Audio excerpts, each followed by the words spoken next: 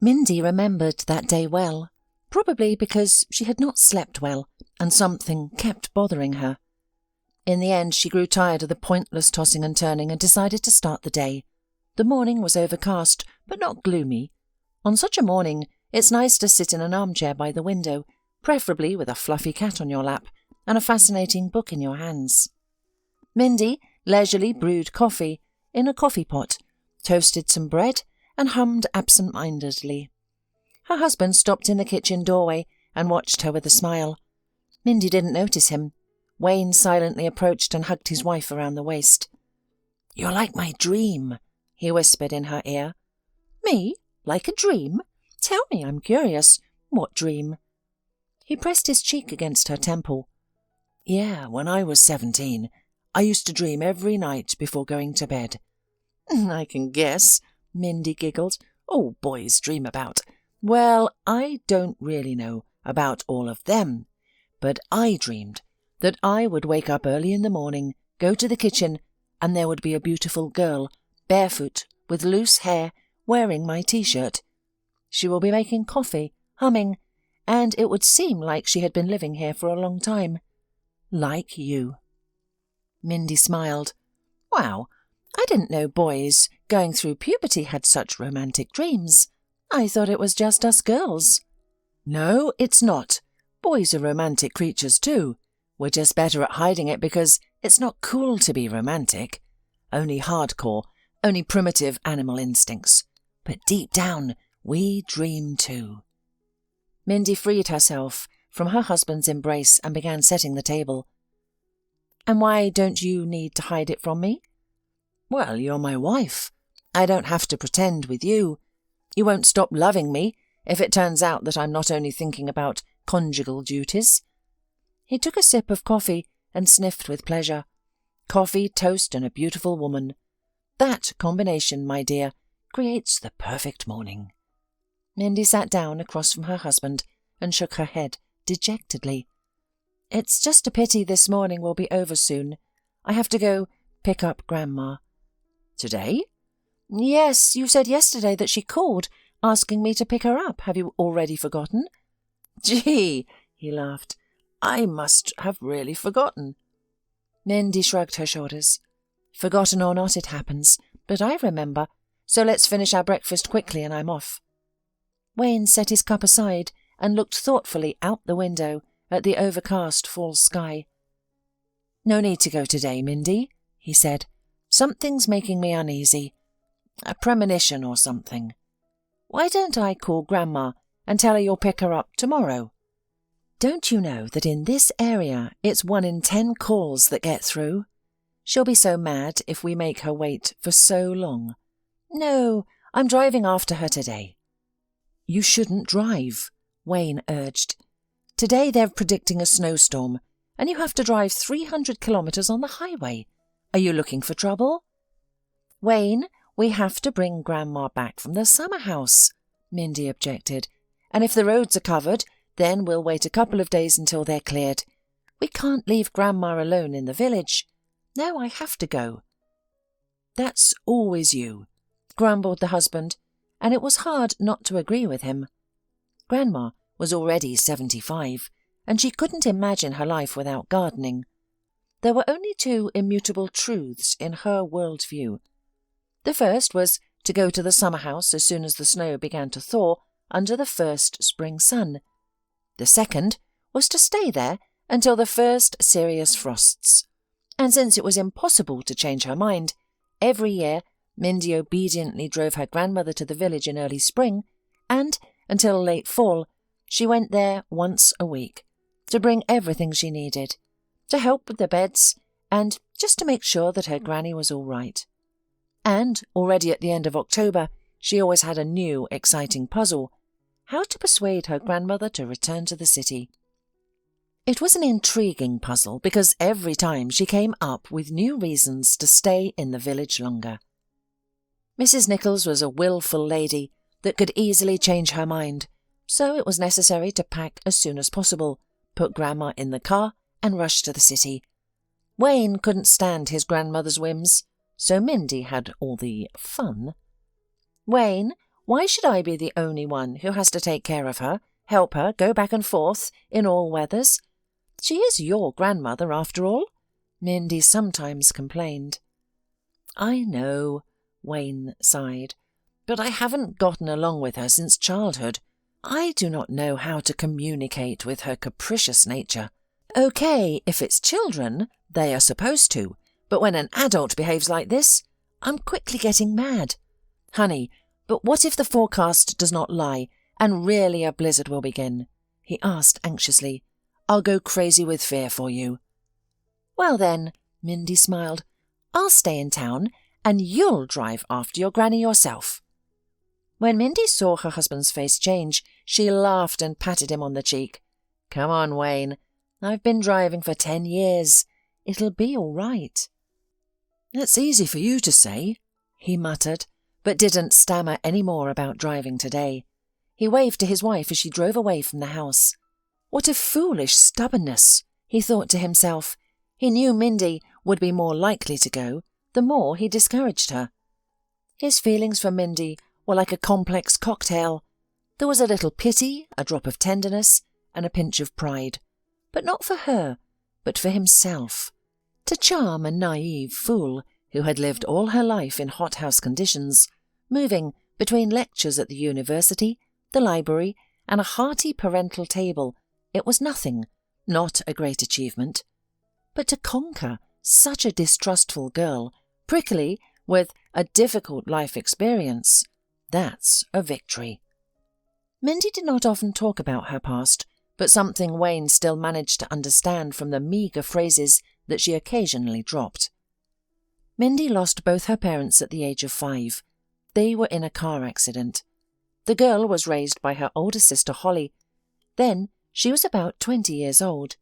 Wayne guessed that it was not easy for Holly at all. She had to go to her lessons, work at a part-time job, a lot, to support herself and her little sister. So her personal life had to be pushed far, far away, and for a long time. What kind of dates, what kind of parties when you have a small child? Mindy had been practicing martial arts and snowboarding since she was a kid, all at her sister's urging. It was as if the elder one deliberately sought to instill in the girl the confidence and fearlessness that she so desperately needed herself, and she seemed to have succeeded. Then, much later, Mindy admitted that she was grateful to Holly for that. These lessons boosted her confidence in her abilities, and she did well at school. Eventually, she entered the college without much difficulty. She started earning early and asked her neighbour for a job in his car service. The man, of course, swore that he would never hire a girl for such dirty and hard work. However, Mindy promised that if she couldn't handle it, she would let him know immediately. Eventually, the neighbour offered her a position in the category of bring, serve, thinking she would be scared off by the smell of machine oil. Mindy was working diligently, and by the 4th month she was able to independently fix a breakdown in cars. The neighbour, shocked by her skills, admitted that he was wrong about her. "You should continue to be as attentive, and in 6 months all these men will be outperformed by you," he said to her, pointing at his employees. And Mindy didn't disappoint. Within 6 months she was considered one of the best workers and earned a good income. She bought her first car for a small amount of money and repaired it completely on her own, without anyone's help. "A car is a personal thing," she declared. "It needs to be customized and adjusted to fit your own needs. No one knows better than me what I need, so no one else can handle it better than me." Wayne grinned. Yeah, Mindy was a tough girl. But it only looks spectacular. To everyone around it seems that a person was like that from birth, but in reality, cool is rarely the result of a carefree life, and that's certainly not the case with his wife. He felt sorry for her. Sometimes he did. Unfortunately, the forecast was correct. Mindy got caught in a blizzard during her journey. It started suddenly, with a few rare snowflakes hitting the windshield. Within 10 minutes, visibility was almost completely gone. Mindy turned on the windshield wipers, but they moved back and forth a few times and then froze. "Damn it!" she exclaimed, slowing down. Driving without wipers in this kind of snowfall is like asking for a crash. If it weren't for the fact that Mrs. Nichols was already waiting in the village, fully packed and ready, Mindy would have returned to the city. Mindy tried to call the elderly woman, but in vain. Well, no connection means no connection, and there's no point in draining the battery. Mindy shook her head. Indeed, I got into trouble after all. I should have listened to my husband. But Mindy felt sorry for Mrs. Nichols. She was lonely. Mindy knew it, and felt sorry for Wayne's spirited grandmother. Everyone had been driven away from her. Her husband, lovers, children, and even grandchildren. It was undeniable that the elderly lady had an unbearable character. But what could they expect? She used to be an actress. She was used to the spotlight, flowers, and applause from admirers. And then suddenly she became a wife and a mother. Instead of being on stage, she became a housewife. Instead of receiving compliments from fans, she had to support and praise her director husband. And instead of applause and flowers, she dealt with cranky children and their torn pants. So her career was over. How could she survive such a disappointment? Perhaps it was possible if she found her calling in motherhood. But Mrs. Nichols felt burdened by her children. She was tired of them. More and more often, after putting the children to bed, she poured herself a glass of wine and sat in front of the murmuring television. She used to prefer reading books, but now she found it too tedious, having to comprehend what she read. On the other hand, the TV was relentlessly showing pictures all the time, and it gave her the illusion of not being alone. On one occasion, she slept under the TV's movies so soundly that she didn't even wake up when one of the children cried. Fortunately, her husband arrived home and calmed the baby. He saw Mrs. Nichols sleeping on the sofa with an empty wine bottle lying on the floor next to her. In her dream, she saw herself as she was before, beautiful and young. She stood on the stage, holding delicate bouquets of flowers to her chest, as the audience applauded her, standing up. Her husband covered her with a blanket and did not wake her up, and in the morning told her what he had seen. Mrs. Nichols felt an overwhelming sense of shame all at once. She was ashamed of the outrage that had occurred, the empty bottle, and the fact that she had become a bad mother. From that day forward, she didn't touch a drop of alcohol, but it was truly difficult to stay sober amidst the ruins of her own life. I should find work, she complained to her husband. Even if it's just being a ticket taker, I don't care. I can't stand being stagnant at home. I need to be around people. What about the children? Her husband reasonably asked, and the woman fell silent. Then her husband's father passed away, and they inherited a cottage. Mrs. Nichols vehemently protested against the idea of going to the countryside, but her husband remained resolute. Children need fresh air, he said, and it wouldn't hurt for you to be in nature either. Don't you understand? Strangely enough, she found herself enjoying life in the countryside. Maybe it was the country air, or perhaps it was the rural silence. Suddenly, she felt reconciled with her current life, and the loss of the theatre and her ambitious dreams didn't seem so terrible anymore. She lived at the cottage until late fall. When she returned to the city at her husband's insistence, she once again felt trapped like a captured bird. Her husband began to irritate her because he was there, in the theatre, immersed in art, discovering something new every day. Sometimes they would gather with their friends, and as Mrs. Nichols listened to the conversations of actors and directors, she felt robbed. Their lives were filled with excitement, arguments, new productions, and the art of dramaturgy. And who was she? A mere spectator in the feast of life. Did they even remember that she once shone on the stage? She would say to them, "Do you remember how I—" And they would respond, "Oh, your salad today is heavenly. Can I have some more?" At times like these, Mrs. Nichols wanted to take the salad bowl and place it on the speaker's head. But instead she would force a smile and push the salad closer to the guest. Deep into the night, when the guests finally left, she would wash a huge pile of dirty dishes and cry with resentment. Her husband always thought she was crying from exhaustion and offered to wash the dishes himself, but she only felt worse from his insensitivity. How could he not understand? What did those dirty dishes have to do with her tears? Only the village brought her comfort, and the woman counted the days until spring so she could return to the cottage. Her husband didn't object. However, as often happens when spouses spend a lot of time apart, a coldness began to creep into their relationship.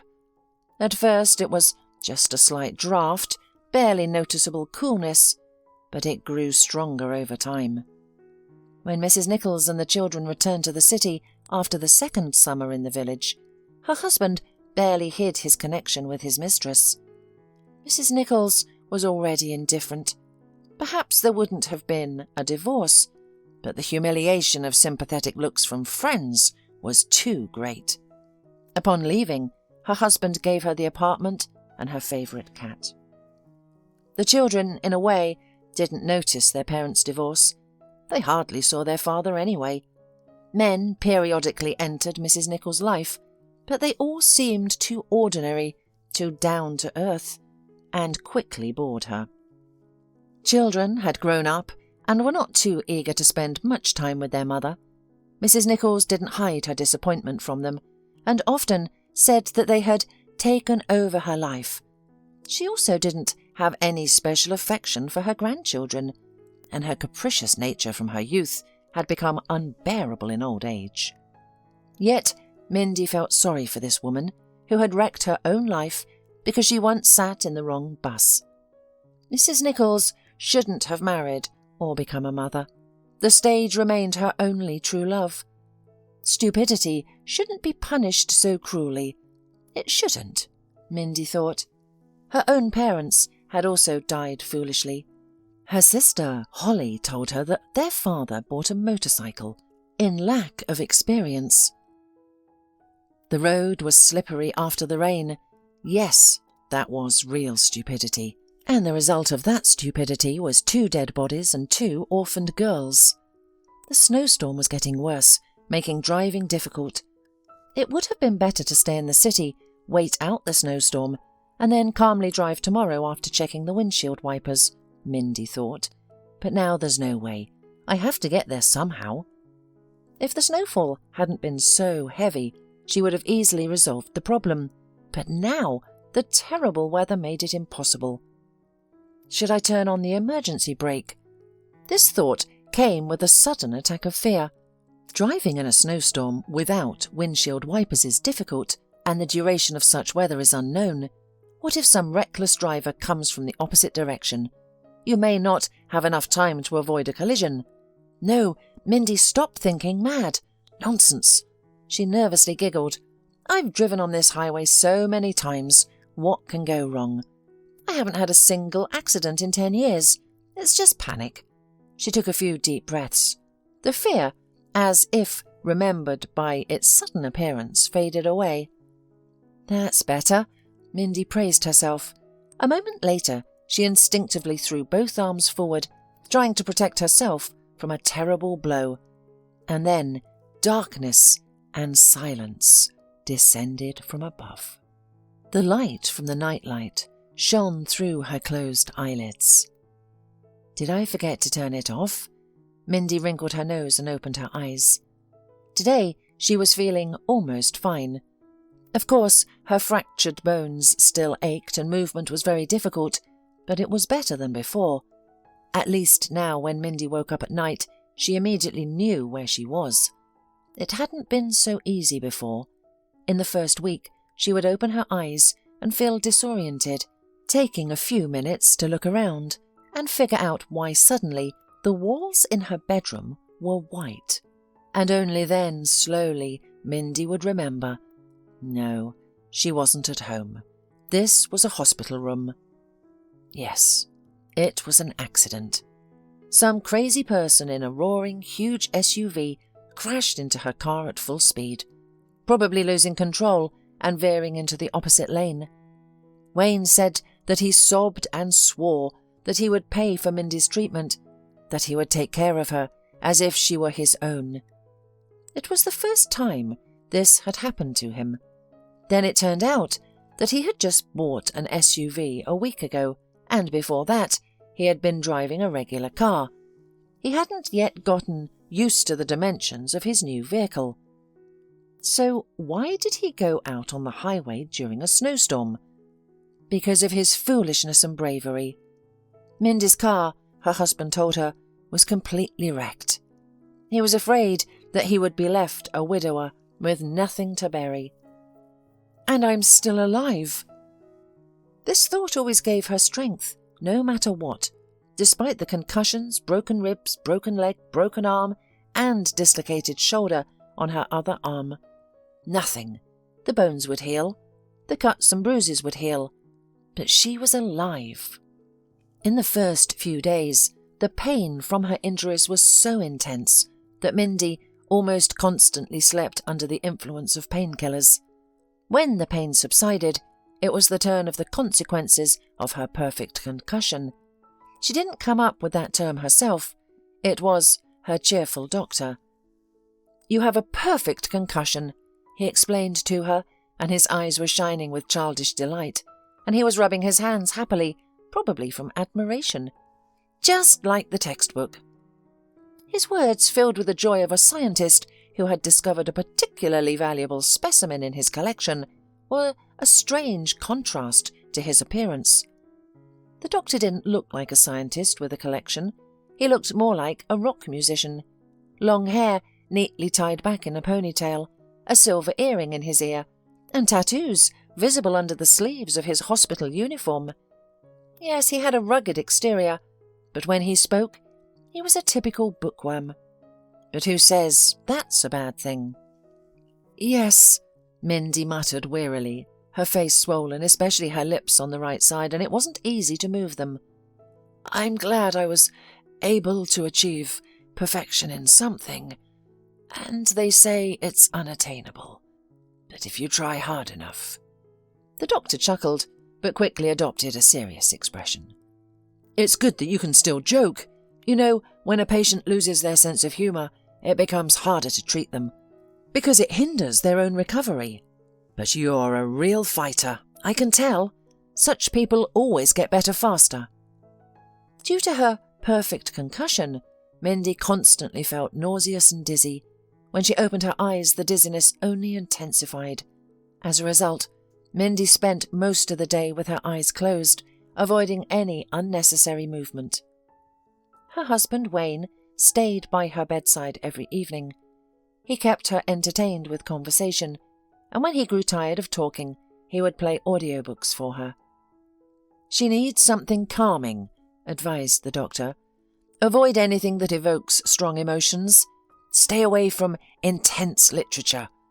Meditation and classics literature are the best choices." "Not tragic dramas," Mindy chimed in. "Those classics make me want to cry and give me a headache." The doctor readily agreed.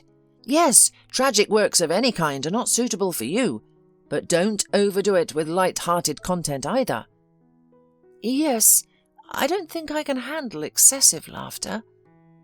Wayne downloaded audiobooks of The Adventures of Tom Sawyer by Mark Twain, Gone with the Wind by Margaret Mitchell, and White Fang by Jack London. "These are the calmest options I could find. Just lie back and listen." "Thank you, Wayne." "I've also downloaded some meditations for you. They're for relaxation, energy and healing." "You should have downloaded me a meditation on how to accept my inability gracefully to even go to the bathroom by myself," Mindy grumbled. "This is so frustrating, but I'll get back on my feet, just to prove a point." She didn't specify who she was angry with. It was better to be angry than to be helpless. It was a deliberate choice. Wayne understood this and didn't attempt to calm her down. "How much longer are you going to complain?" he asked, intentionally tactless. "Isn't it enough that you endured a hellish snowstorm with broken windshield wipers?" You did miraculously survive, but now you're resentful as if someone else is to blame. Well, let me tell you something. It's nobody's fault but your own stubbornness. Just lie down, listen to fairy tales. Maybe it'll teach you a thing or two," he said with a grin. Mindy grinned back, knowing that Wayne was purposely trying to provoke her. Mindy obediently listened to the classics and meditated. Gradually, she started feeling better. Soon she managed to stand up and even take a few steps. Of course, she relied on a crutch and her husband for support, but Mindy considered it her first small victory. One of the greats said that victory over oneself is the greatest of all possible victories, and whoever said it, they knew what they were talking about. Standing in front of the mirror above the bathroom sink, Mindy scrutinized herself. The black eye under her left eye had faded, replaced by a yellowish-blue bruise instead of the usual violet with brownish edges. Her lips were almost healed, but still slightly swollen, giving the impression that Mindy was a fan of beauty injections and had gone overboard in the noble pursuit of enhancement. The scratch on her left cheek had already healed, leaving no trace of a scar. But her hair, oh, what a tangled mess it had become. Even when Mindy was a child, she never had such tangled hair. "What should I do with it now?" Wayne asked guiltily, because he hadn't considered the care long hair required. Mindy attempted to lift her hand and reach for her hair, but it caused pain. "Oh, don't worry about it," she said nonchalantly. "Do you have scissors?" "Oh dear, you may have forgotten, but people rarely walk around with scissors in their pocket." "Well, then go to any hardware store and buy some. Let's cut off this nightmare." But the husband protested. "Maybe we can comb it somehow." "And then what?" she laughed. "It needs to be brushed every day, washed and braided. Who's going to do all that?" "But—" "No buts. Go get the scissors. My hair will grow back. Besides, it's a great opportunity to try out a new look." Wayne sighed and looked at his wife. "Are you sure you won't change your mind?" he asked hopefully. "I won't change my mind. Just go." The new haircut turned out to be very creative. All the tangles were cut off at the root, but some strands were still long. After evaluating the result, she casually asked to shorten the long strands. "You can cut it short in the back," she said, "but in the front we'll leave it longer. Well, about as long as your cheekbones." Wayne sighed and clicked the scissors ominously. "I shouldn't have agreed to this madness," he grumbled. "You're always pushing your position. That's it. Your new haircut is ready. But if you must know, I think it's terrible." But Mindy actually liked the haircut. "Look," she said as she struggled to reach up and touch her hair. Her lips turned white from the pain, but Mindy smiled bravely. "No more tangles now, and you don't even have to worry about styling it. Isn't that great? Just fluff it up, and it's already stylish." "You think so?" my husband asked incredulously. He himself was horrified by the result.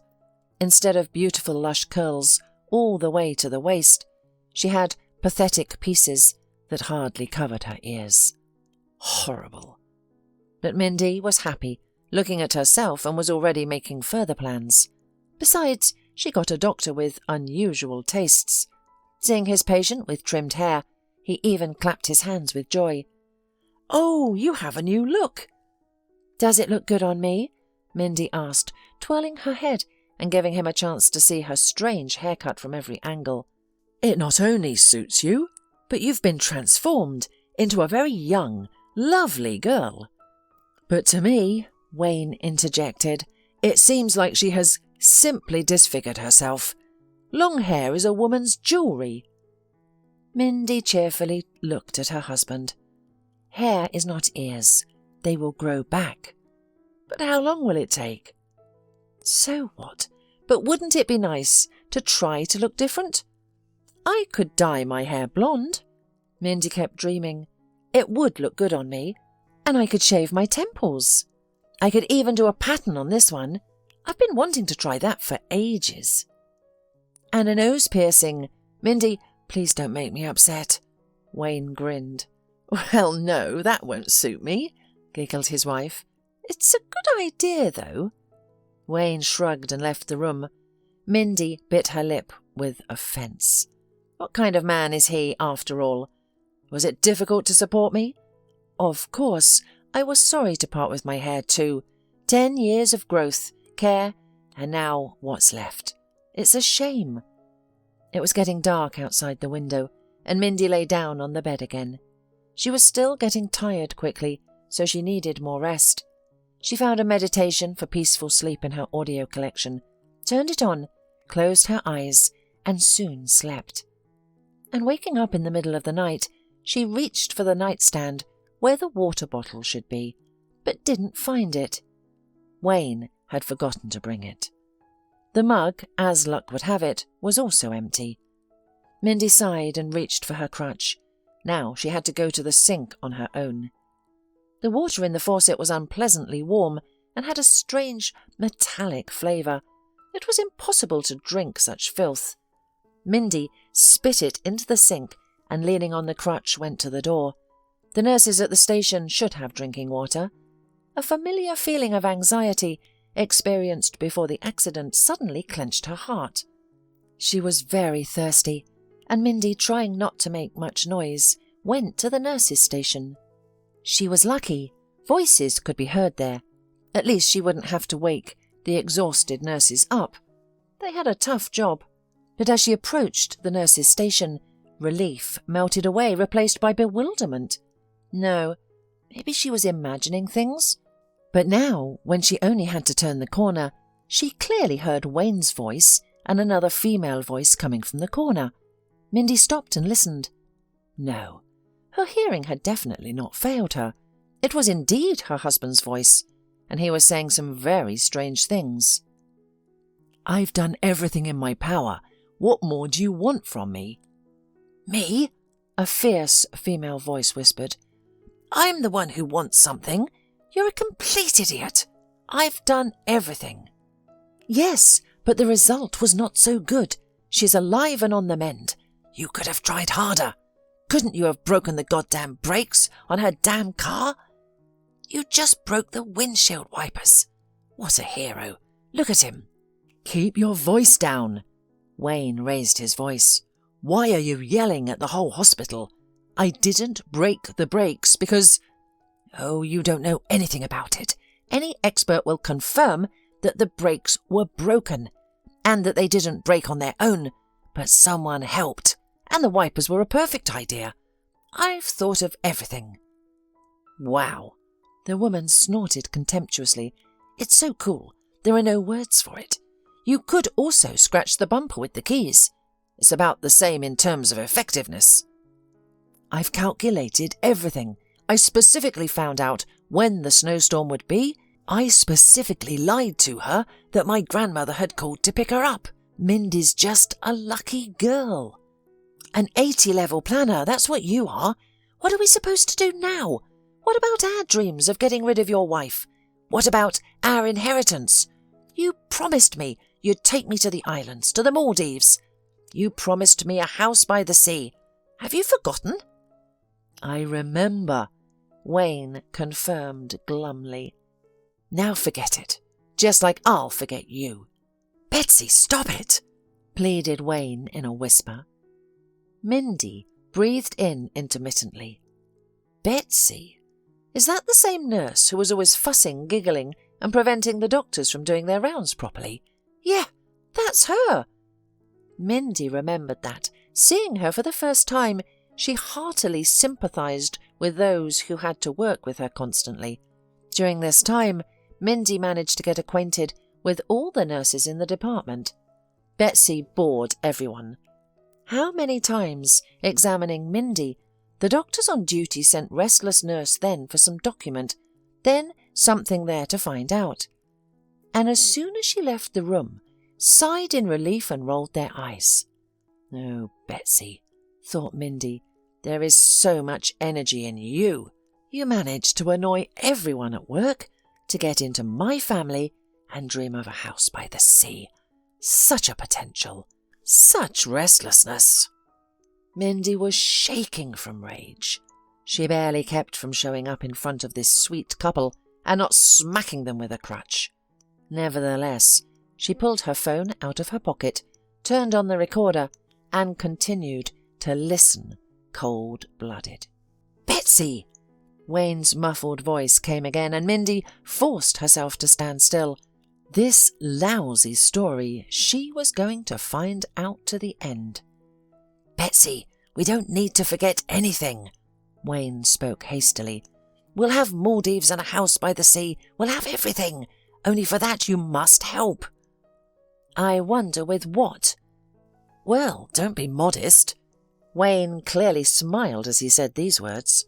"You're a smart girl, and a professional nurse too. And Mindy lies in the same hospital where you work. Well, don't you get it?" "No, what are you implying?" "Don't be stupid, Betsy. Think of something to get her to hell or paradise. I don't care. You've got all the facilities and access to all the medicines. In fact, think of something." "What?" Betsy was surprised and forgot that she had to speak very quietly. "Do you want me to kill her?" "Be quieter, please." "No. Are you out of your mind? Are you even thinking straight?" "How else do you expect me to get Mindy's inheritance?" hissed Wayne. "Only if she dies and I'm left a miserable widower. You know that the most important thing is to get rid of her, and the sooner we do it the better. Well, think about it. It's a very simple thing to inject her with something, and then you can always clap your eyes and say that it's an allergy that the patient didn't warn you about. I am sure you can find a good way, and no one would guess anything. Or did you buy your nursing degree?" "Well done," said Betsy almost with admiration. "That is, you have failed everything that can be. The goal is not achieved, and now you want me to get my hands dirty in blood? Don't tell me now that I didn't try. It's not my fault she survived. No one would have survived such an accident." "And then you'll turn me into the police, make them guess who the killer is. And then they'll put me in jail, and you'll be free with a lot of money in your account. What a wonderful plan!" "Don't be silly, Betsy. You know it's not true. Just understand, it's to our advantage, you and me, to keep Mindy here. If she comes home, what then? I can't keep track of everything and intercept her mail, can I? I intercepted the first 2 emails, but they can get her phone number and call." Mindy slumped against the wall, listening intensely. "What are they talking about? What inheritance?" "Betsy," Wayne continued, "you understand it would be better if Mindy went to the other world now, before she knows that her uncle is dead, and she is his only heiress. There's a lot of money there, Betsy. A mansion, several expensive cars, 2 liquor stores, which in itself is a real gold mine. I'm begging you, Betsy honey, think about it. You can't let such wealth slip out of your hands." Betsy sobbed resentfully. For a few minutes the silence was not broken by anything but these feigned sobs. "Well," said Wayne coldly, "then I was wrong about you. I thought we had love. For your sake, for our happiness, I dared to kill, and thought you too would be ready for anything, just that we might be together. Goodbye." Mindy heard a chair being pushed back. It was Wayne rising from his seat to leave with a mournful expression on his face. Betsy did not move from her seat, probably waiting for him to change his mind, to turn around. If he now turns the corner, Mindy promised herself, I will beat him with a crutch. She so clearly imagined this scene that she even tensed up, grabbed the crutch more comfortably, and felt all tingled with tension like a taut string. "Wait, Wayne!" Betsy could not resist, and rushed to catch up with her vacation in the Maldives and private house on the coast. Mindy grinned. Now her fury was replaced by icy contempt. "Wayne!" Betsy exclaimed. "My darling, I have just now realized how right you are. I'm ashamed, very ashamed of my cowardice." "Of course you are. We can't let such wealth slip through your fingers." "I'll try. I'll see what I can do." "Are you sure?" Wayne was still playing the unapproachable heartbreak. "Are you ready to become a criminal, so that—" "So that we could be together, darling. For that, for you and our love. I'm ready to do anything. I don't care which one of us kills that fool. The only thing that matters is that we can be together, and nothing else matters. Nothing." Wayne did not answer, but now, instead of the tense silence, there was a slurping sound of kissing. Mindy wrinkled her nose. "It's disgusting to listen to." "Well, there's a good girl. I knew you'd understand," said Wayne after a minute. Betsy clung to him, hiding a victorious smile. Did he believe her? Oh, who cares? The main thing is that he didn't get off the hook, which means she still has a chance to get Mindy's inheritance, and that inheritance means a lot. Oh, how much it means to her. To get that kind of money means to dig herself out of poverty, to forget about her dorm, about annoying neighbours, to finally start to wear brand clothes. For that, oh, for that, she would do anything. Of course, she's not going to kill Mindy. Let Wayne perform that dirty work himself, or find someone else who agrees. That will be additional insurance if Wayne suddenly refuses to share the inheritance of the untimely dead wife. She will quickly remind him about the broken wipers and about how he managed to kill Mindy at the hospital. Wayne embraced Betsy and pondered how empty she seemed, like many other women. He believed that by manipulating them, that they could be easily controlled. Betsy would assist him in getting rid of Mindy, and then he would find a way to dispose of his troublesome mistress, and he would finally inherit Mindy's deceased uncle's estate. Unbeknownst to Wayne, Mindy stood just around the corner, struggling to contain her laughter. "So, the inheritance. You two plan to bury me and claim money that doesn't belong to you," she exclaimed. No longer concealing herself, Mindy headed forward, creating a loud commotion with her crutch. Betsy and Wayne, startled by her sudden appearance, quickly distanced themselves from each other. Mindy smiled triumphantly. "What a stroke of luck to stumble upon this scene," she remarked. Confused, Wayne frowned and asked, "What are you talking about? And why are you up?" "I wanted to ask for some water," Mindy replied honestly, casting a scornful glance at Betsy. "But it seems I interrupted something, didn't I?" Sighing with relief, Wayne responded, "Oh, it's nothing. You're just confused, due to your concussion. Let's go. I'll help you lie down and fetch you some water. There's no point in wandering the corridors at night. The floors here are slippery." Mindy looked at Wayne innocently and sang, "I may slip and fall, and it may be fatal. Then my lovely hubby will inherit everything, including the inheritance his clueless wife knows nothing about. Isn't it convenient how little things can make a big difference? Slippery, mopped floors, or a broken windshield wiper at the right time. Hey, Wayne, why are you silent?" Indifferent, Wayne shrugged his shoulders. "I'm silent because you're talking nonsense. You've dreamed up some absurdities and mistaken them for information. You need rest, and tomorrow I'll talk to your doctor. You need something to calm down, and then you need to go back to your bed." Mindy took a few steps back, ready to defend herself. "You've miscalculated, you fool. Have you forgotten where I work?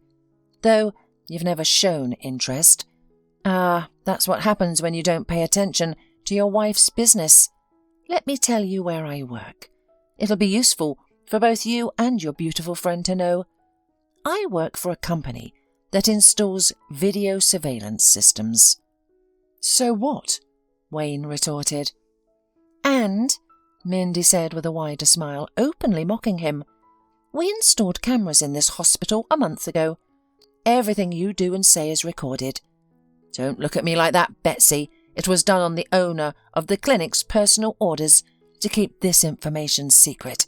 He probably already suspects something." "Liar!" Betsy shrieked, and Mindy lunged forward. "Let's verify it," she purred. "Stop it!" Wayne exploded. "Why are you trying to scare us? Do you think anyone will believe you?" "Maybe not me, but they'll believe the video. There's plenty of entertaining material on them. A passionate lover's quarrel, a murder plot, and a confession of attempted murder. There's enough material for a whole detective novel. I promise you, the police will find it very interesting. What do you think the punishment is for attempted murder? And for planning a second attempt? Do you know? Betsy, Wayne, did you ever consider the consequences of failure? Were you so sure of success?" Betsy covered her face with her hands and sobbed. "I can't go to prison. It's all him. I told him, but he was blinded by the inheritance. He broke the windshield wipers. He wanted you to crash, and I—" "The investigation will involve you as well," Mindy interrupted. "Now get out of my way and be quiet. I need to call the police." Wayne slumped into a chair and grasped his head. "Mindy," he moaned. "Mindy, don't! I don't understand what's gotten into me. Forgive me, I'm a fool." But his wife was already dialing the police, paying no attention to Wayne's pleading cries. "Mindy, please! We always understood each other. Can't we agree now?" She didn't answer, didn't even look at him. "Mindy!"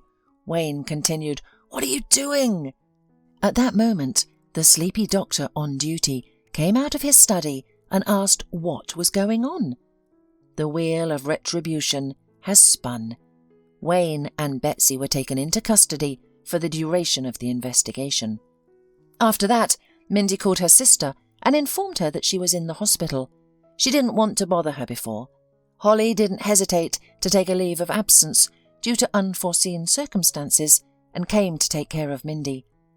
Noisy and cheerful, within 5 minutes she already knew the names of all the medical staff and even managed to make friends with someone in the neighbouring ward. Throughout the month she never left her younger sister's bedside.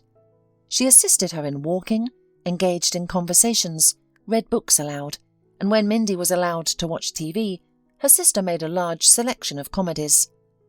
Mindy was improving with each passing day. Even the attending physician grew fond of the two sisters and would drop by for a chat whenever he had a free moment. Mindy had regained her confidence and was ready to return to an active life. She wanted to go for walks, go to work, and finally cook a proper dinner in her own kitchen and eat it from her favourite plate. "I told you that you're a real fighter," the doctor exclaimed as he entered the room, "and I wasn't mistaken. You may not remember your condition when you arrived here, but I can't forget it. And look at you now. You've healed remarkably well, and you look great." "So great?" Mindy squinted. "Well," he quickly corrected himself, "let's rephrase it. For the first day after being discharged from the trauma ward, you look great. And considering what you've been through, how is investigation?" "I could say that there wasn't even an investigation at all. They confessed to everything themselves." Mindy casually waved her hand. "Amazing." The doctor scratched his thick beard. "It's simply unbelievable. I'm glad that justice has been served and that the guilty will be punished. But I always thought that criminals do their best to absolve themselves of guilt. And here, do you think their conscience tormented them so much that they confessed everything at once?" "Conscience?" Mindy sadly smiled. "Ah, doctor, you have such an unreasonably good opinion of those scoundrels." "But then why?" He looked so confused that Mindy couldn't resist winking at him. "Sometimes, if you want to win, you should confound your opponent with confidence in your own abilities. The key is to behave as if you have the truth behind you and an army armed to the teeth, ready to give everything for you, even to the last drop of blood. So I told them that the company I work for recently installed video surveillance in the hospital, and their curious conversations were caught on camera. There are no actual cameras. It's just that they were so frightened that they confessed right away. "Wow," the doctor said surprisingly. "So you were bluffing, like in poker?" "Well, yes, I bluffed, and as you can see, quite successfully." The doctor looked at Mindy in a new way, with curiosity, obvious approval, and perhaps a distinctly masculine interest. She noticed this and looked away. "You are a marvellous woman," the doctor finally said. "You were so quick to adapt, to execute a whole operation to apprehend the criminals." "And I put them in a proper state of remorse and resignation as well," Mindy added. "Yeah, I guess I'm a tough girl, but I'm not having any fun. I just want to quickly forget about this story and never come back to it. Do you know if there's a remedy that can help with that?" The doctor hesitated. "I think there is," he finally said. "It's an over-the-counter remedy, more of a folk medicine, but it is effective. First, make sure to get at least 8 hours of healthy sleep every night and avoid staying up late.